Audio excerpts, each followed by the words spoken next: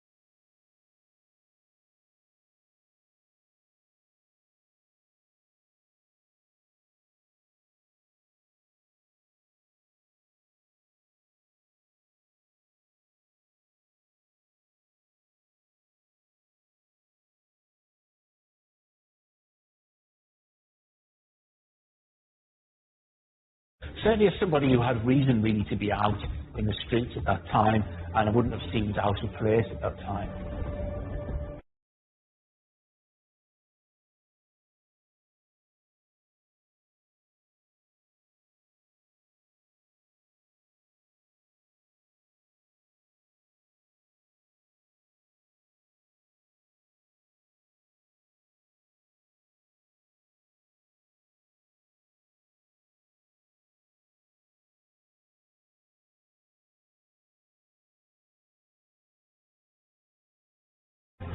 This was somebody who was potentially older, so it's probably someone in their mid to late 30s, perhaps even up to early 40s.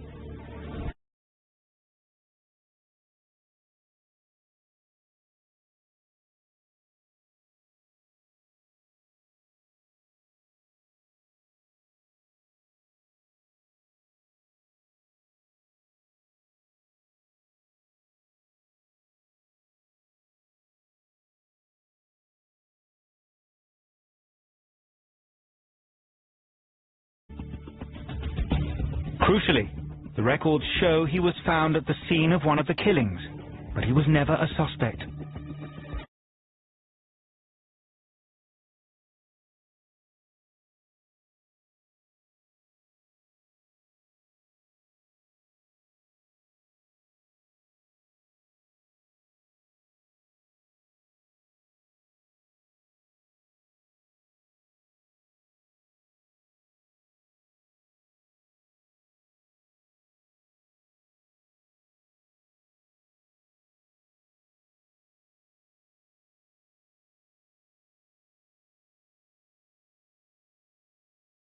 For the person who found the body to just disappear and then reappear on the second day of the inquest, that's something that's quite unique. Strange, I thought.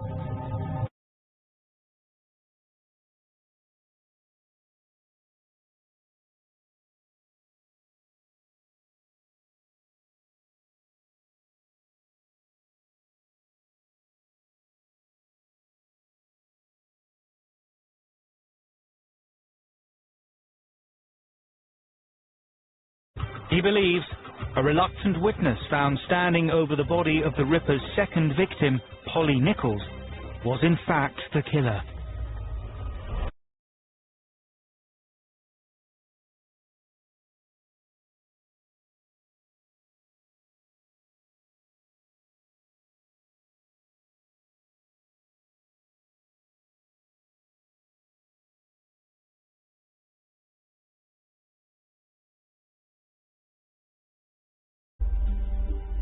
The first lie was the one about him simply playing down the seriousness of the errand.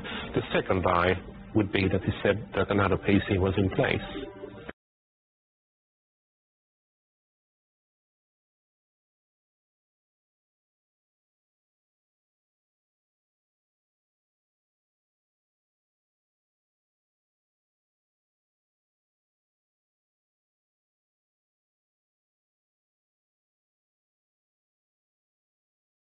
But a much more vague message of there's a woman lying in the street, Yes. coupled with the information that another police officer is already there, would lower his response.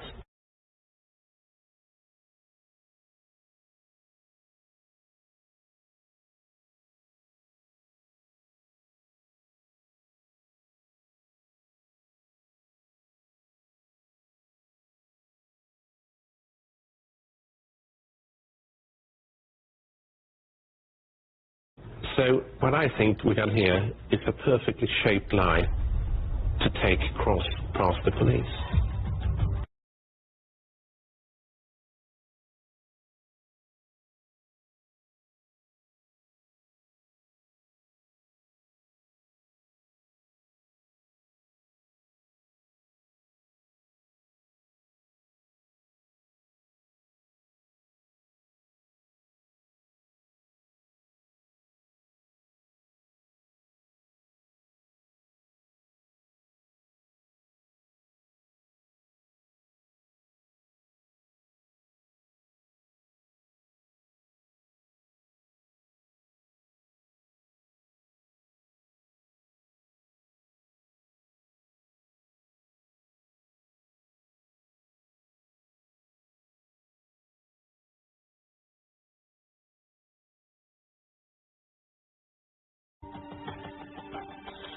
Yet in a remarkable twist of fate, when PC Meisen reached the crime scene, there actually was a policeman there. Local Bobby PC Neal had found the body on his regular beat.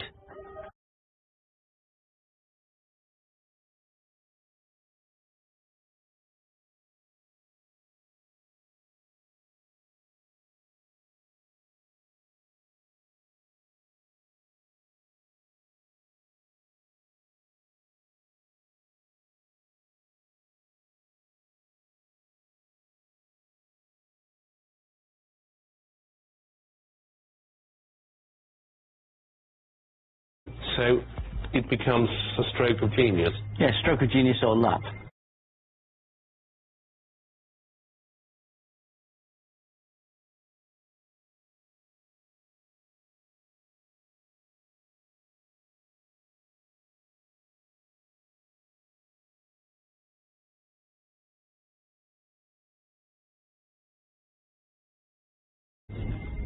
Had PC Neal not found the body in the meantime, Constable Meisen would have realized that Cross had lied, and a manhunt would surely have ensued.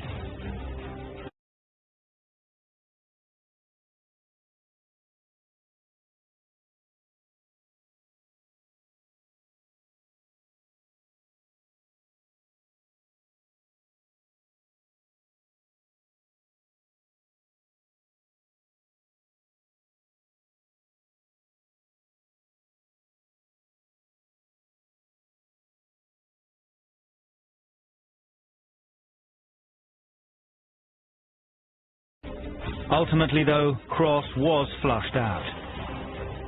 When Robert Paul's newspaper interview revealed his presence at the scene that night, Cross had no choice but to come forward to the inquest.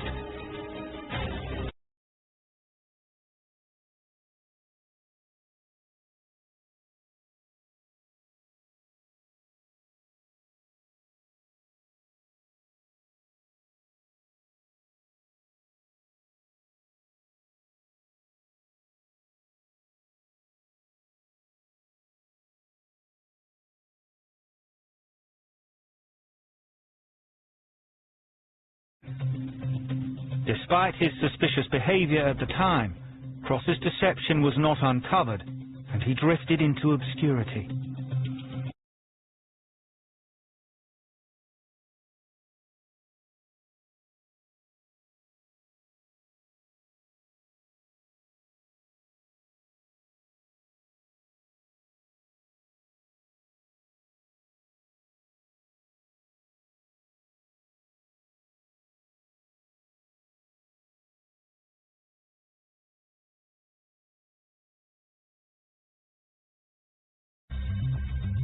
In all, there are 120 official documents charting the life of the man who at the inquest called himself Cross.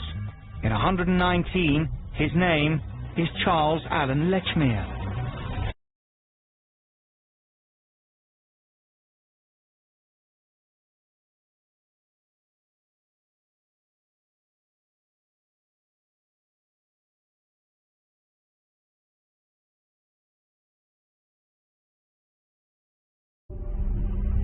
Lechmere said that he was never alone with the body.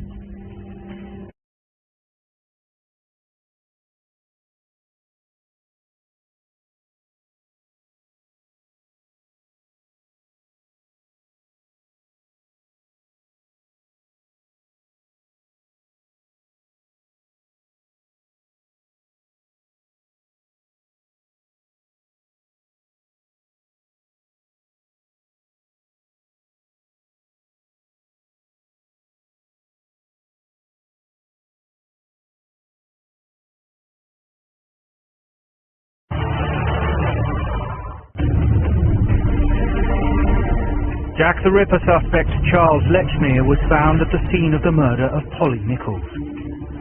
He lied about his name, he lied to a police officer, and he lied about being alone with the victim.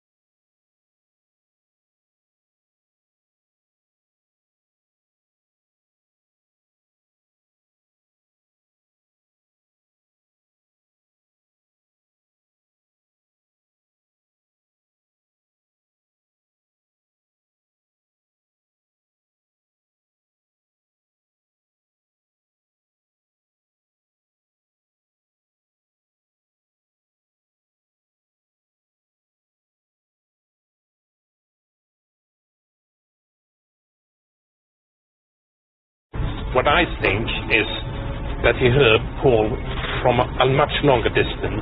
He must have been disturbed, and then he would have had just a little time to do something about the body.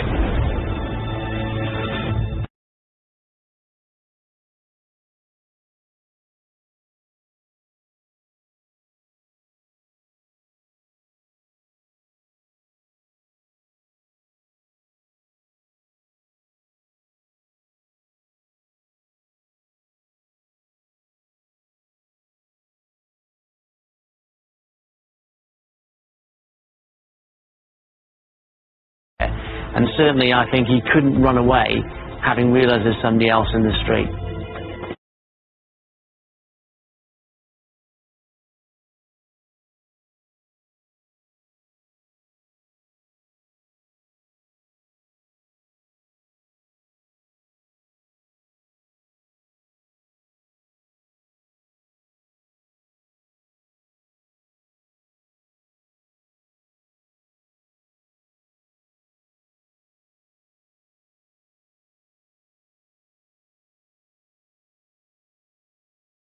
It would appear natural to then carry that on. Why would Lechmere refuse to move Nichols' body? If the men had moved Nichols, it would have become obvious that her throat had been cut.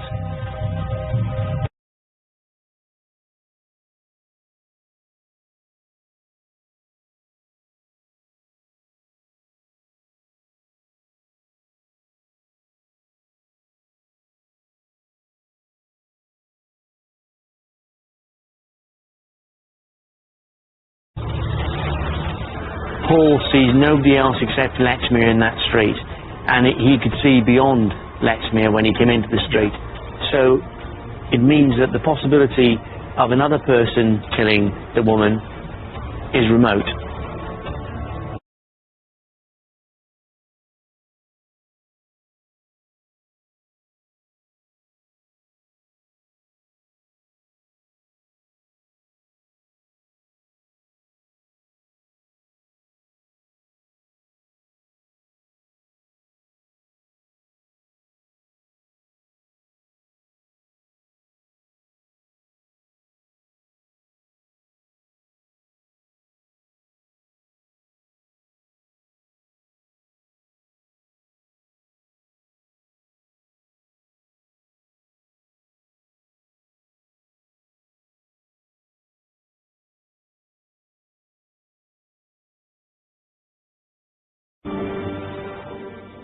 The first crime took place here, the George Yard buildings in Gunthorpe Street, Whitechapel. Martha Tabram.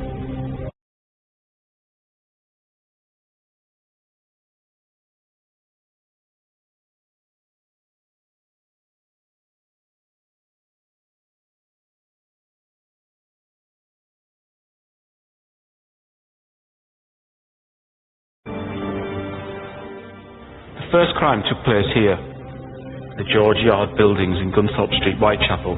Martha Tabram.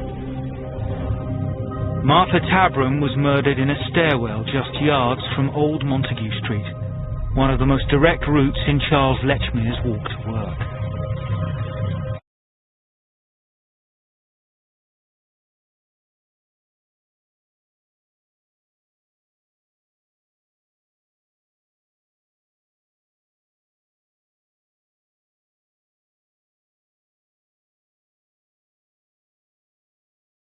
The first crime took place here, the George Yard buildings in Gunthorpe Street, Whitechapel. Martha Tabram. Martha Tabram was murdered in a stairwell just yards from Old Montague Street, one of the most direct routes in Charles Lechmere's walk to work. The coroner said she was killed between 2:30 and 3:30 a.m., placing her time of death very close to the time Lechmere would have been passing.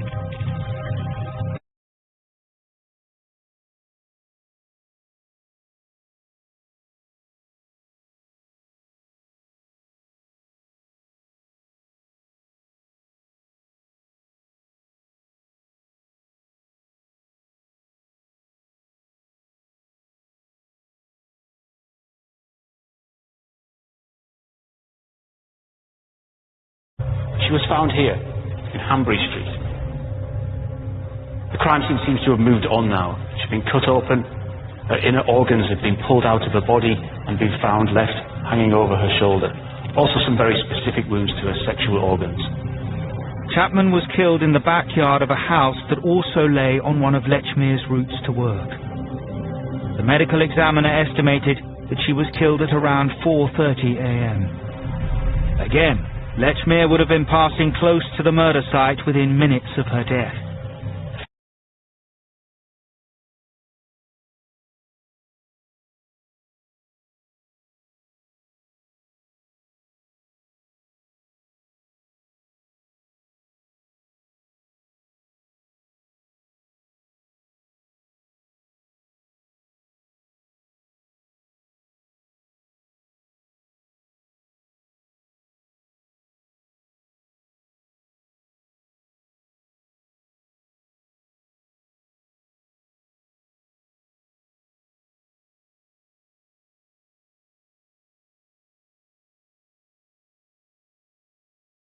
Three killings occurring on his early morning routes to work.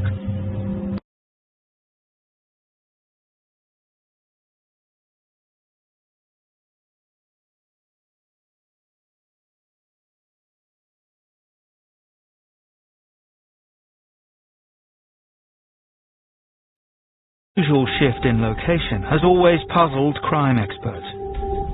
But if Lechmere was the killer, the location makes perfect sense.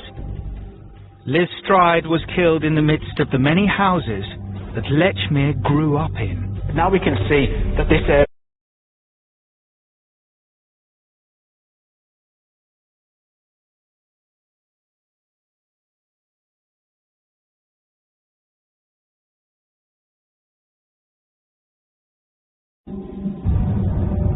The connection to Charles Lechmere is even clearer when we learn that Stride was killed on a Saturday night. Saturday was his only night off.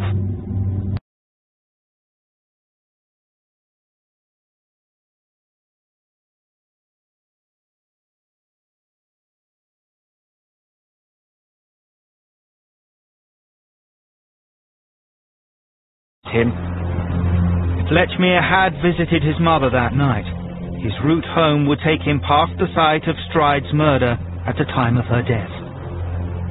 She had her throat cut at around 1 a.m. in an alleyway leading to a station.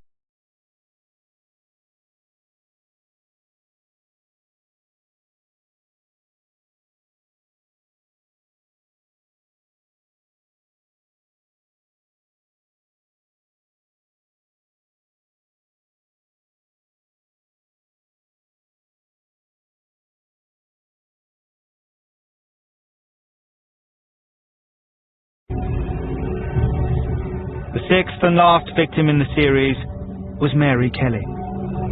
New evidence from this brutal murder will ultimately complete the case against Charles Lechmere, Jack the Ripper.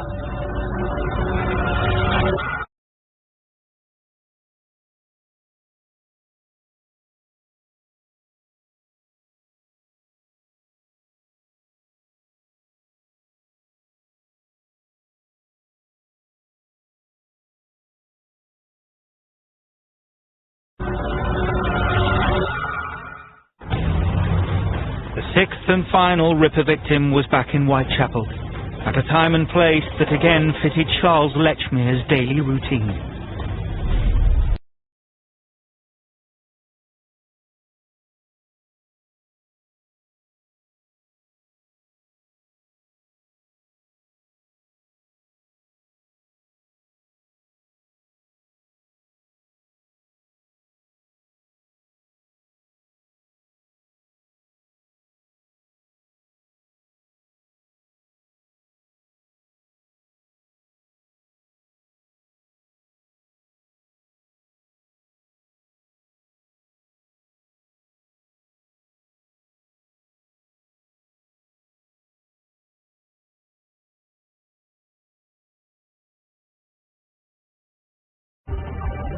Arriving at Broad Street Depot in an apron smeared with blood would barely have raised an eyebrow.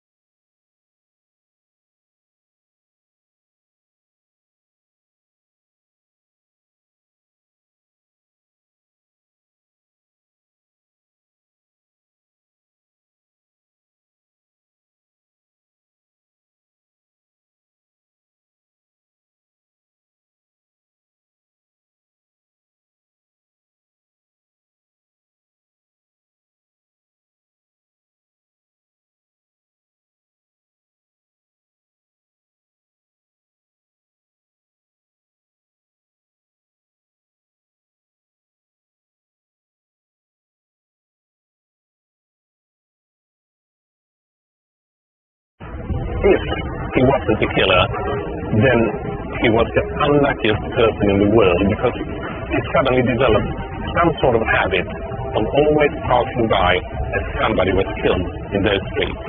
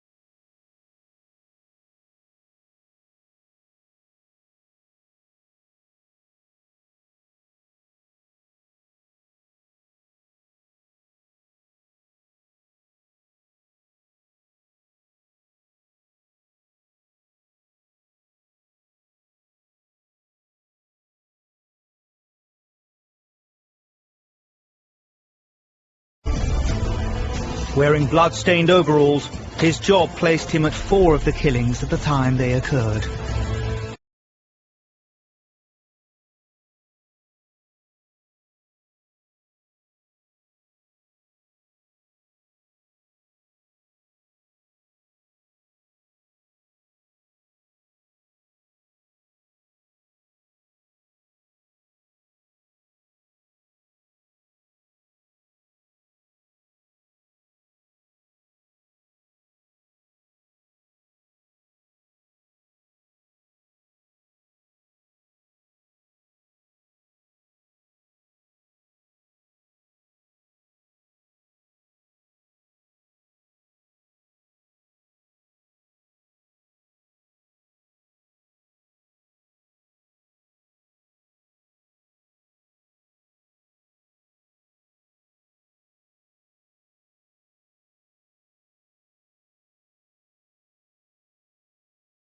add up, mount up against a defendant, and they mount up in his case, it becomes one coincidence too many. The fact that there is a pattern of offending, almost an area of offending, of which he is linked geographically and physically, you add all those points together, piece it all together, and the prosecution have the most probative, powerful material the courts use against individual suspects.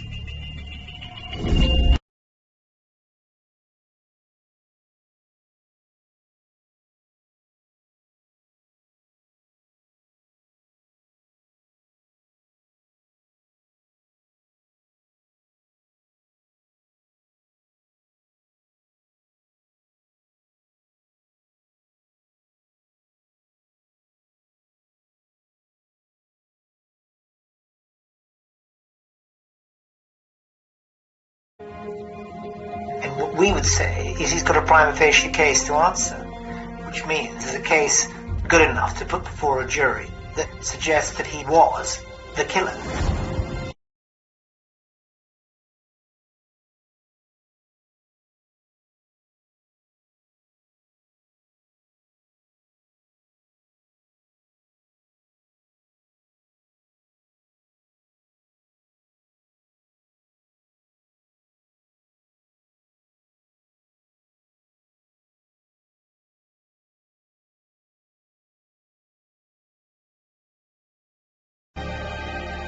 But Christa believes he has found the ordinary man behind the legend, and proved beyond reasonable doubt that Charles Allen Lechmere was Jack the Ripper.